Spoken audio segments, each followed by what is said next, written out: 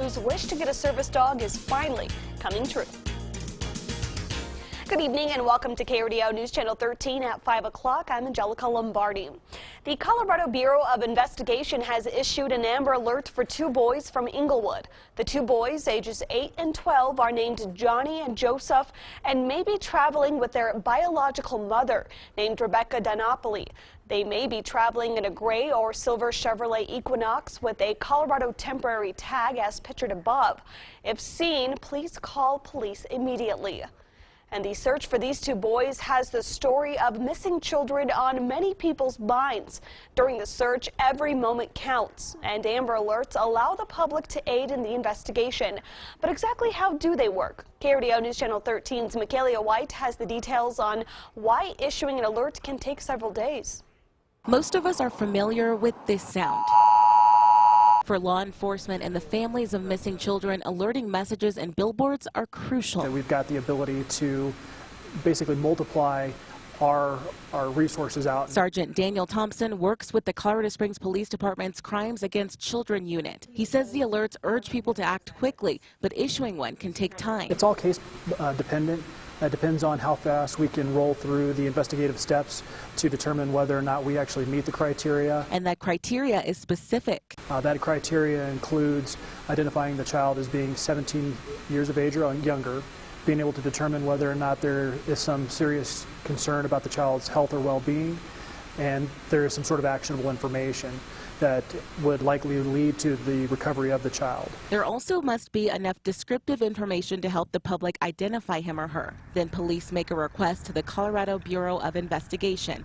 Once the CBI approves the alert, it's sent out. We're able to get the community involved with the hopes that they'll be able to help augment what we're doing and give us some leads on where that child or where that vehicle or whatever the circumstances might be. The public being the key to hopefully finding a missing child. We're able to get the community involved with the hopes that they'll be able to help augment what we're doing and give us some leads on where that child or where that vehicle or whatever the circumstances might be. In Colorado Springs, Michaela White, KRDO News Channel 13. And according to our news partners in Denver, what started as reports of an attempted kidnapping in Northglenn last night ended with a suspect being shot and killed by officers. Police say the suspect was in a stolen vehicle when he rammed a patrol car.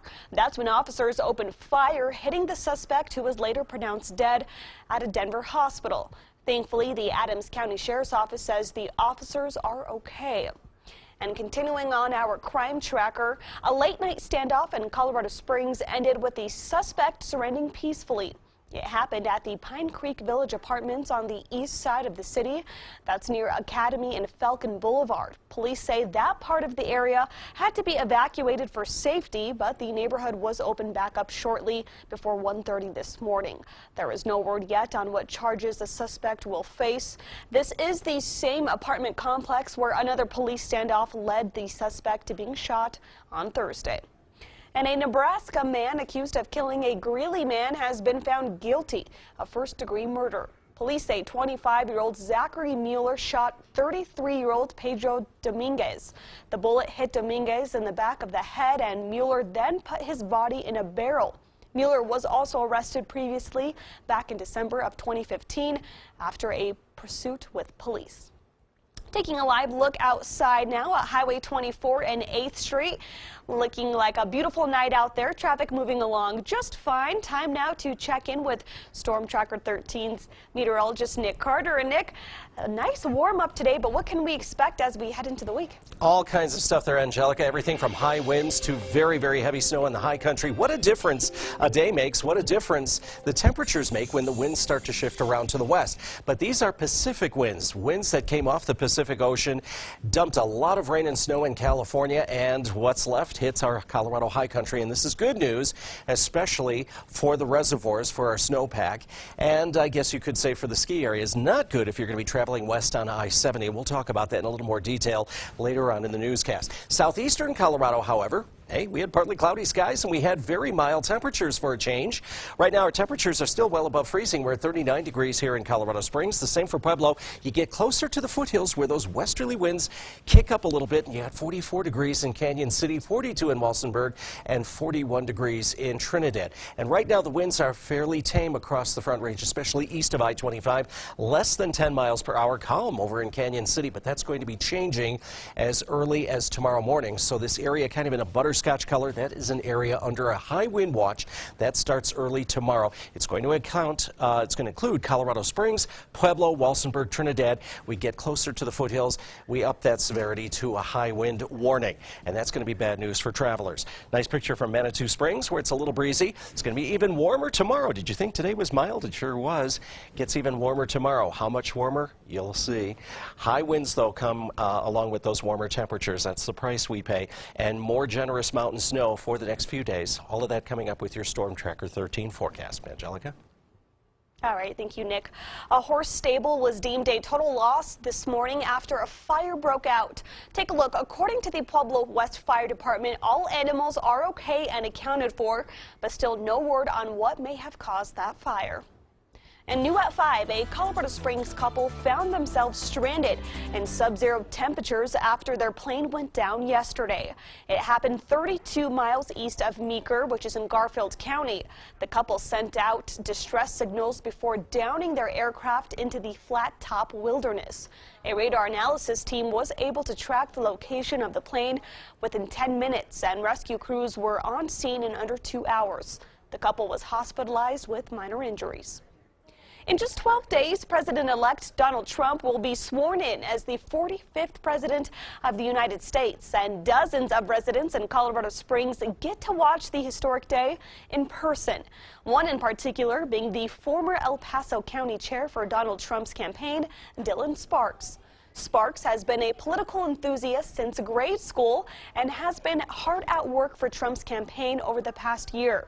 So when he got the call from Congressman Lamborn with the invitation to go, he says he could not believe it.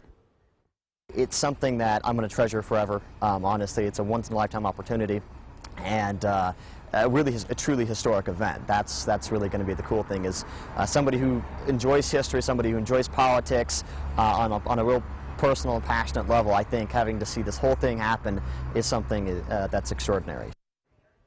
Nearly 250,000 tickets for seats in standing room have been given out by a congressional committee.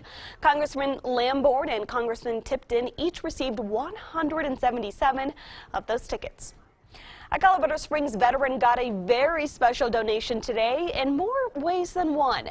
Josh Emer, who suffers from PTSD, was chosen by Mountain Miss Northern Inuits out of Monument to receive a service dog. Here he is, meet Hero. He's a Northern Inuit pup and has skills to help veterans feel as comfortable as possible when suffering from anxiety. Emer and his family say they're beyond grateful for this donation. I've been talking to the family that's getting the puppy, and I know they're excited, and just seeing their faces light up when he comes over with them, and it's just really good. It's their quality of life that changes, and so it's the most important thing that we can do, because they get to experience a normal life again, and that's something that many of our vets no longer get to experience. And fun fact, this dog breed most famously played the dire wolves in the HBO series Game of Thrones. The Mountain Miss Northern Inuits is also one of only 2 registered breeders in the United States. And we have a programming note to pass along to you this evening. News Channel 13's current contract with DirecTV expires January 10th, which is this Tuesday. KRDO's parent company, News Press and Gazette, continues to negotiate in good faith to renew our carriage agreement with DirecTV in an effort to avoid a service disruption. Now, the outcome of this negotiation will only impact subscribers receiving KRDO with a DirecTV subscription. If you have any questions, you can go to our website, krdo.com, and click on the Save My Local Station link. And it's been 2 days since the tragic shooting at a Fort Lauderdale airport.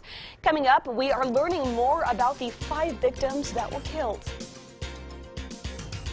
Plus, a national debate has sparked on traveling with firearms. We talked to gun show visitors and asked them what they thought. And if you thought today's high temperatures were on the mild side, you're absolutely right. We got up into the 50s across much of southeastern Colorado, and we may be pushing for 60 tomorrow. The forecast coming up in just a few.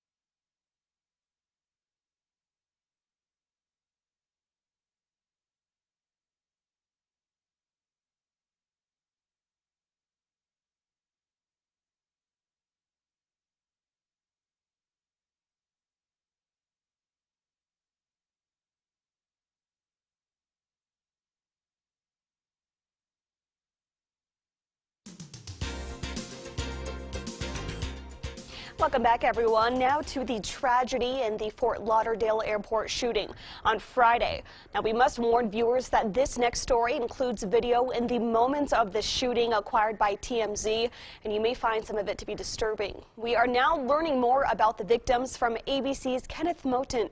He is reporting from Fort Lauderdale.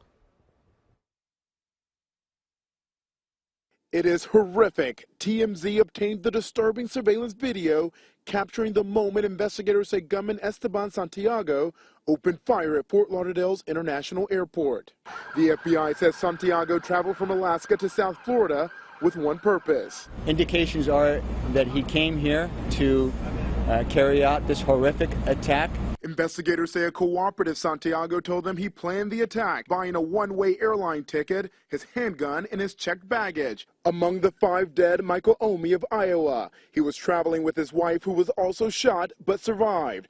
Olga Waltering was also killed. The great-grandmother from Georgia was on vacation. And Terry Andres of Virginia, about to celebrate his birthday on a cruise.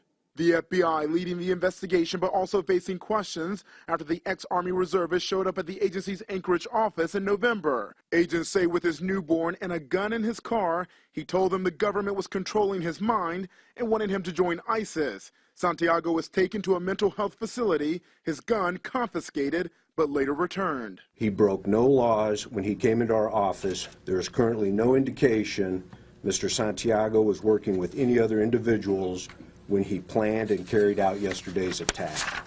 Santiago's brother says more should have been done for the 26-year-old Iraq War veteran. They sent him to the psychiatric center, and that was it. They failed him.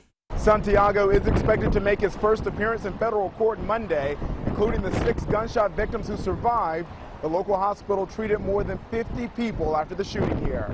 Kenneth Moton, ABC News, Fort Lauderdale. And the Fort Lauderdale shooting is starting a conversation on what changes gun owners could see while traveling with their firearm. People stopped by the Tanner Gun Show at the State Fairgrounds in Pueblo today.